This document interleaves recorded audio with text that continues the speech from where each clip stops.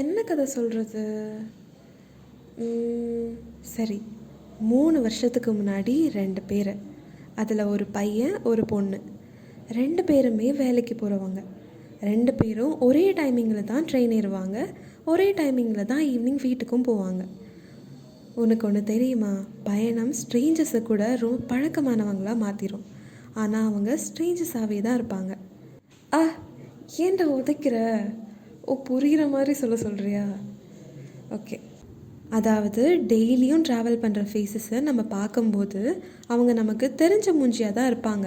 ஆனால் நம்ம கூட பழகாததுனால அவங்க கடைசி வரைக்கும் ஸ்ட்ரேஞ்சர்ஸாகவே இருப்பாங்க. அந்த மாதிரி ஸ்ட்ரேஞ்சர்ஸ் 2 பேரும் பழகி லவ் பண்ணி கல்யாணம் பண்ணிக்கிட்டாங்களாம்.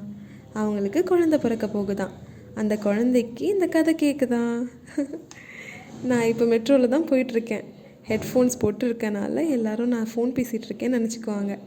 நெக்ஸ்ட் ஸ்டேஷனில் உங்கள் அப்பா வெயிட் பண்ணுறாரு. ஓகே, ஸ்டேஷன் வந்துருச்சு. பாய் குட்டி.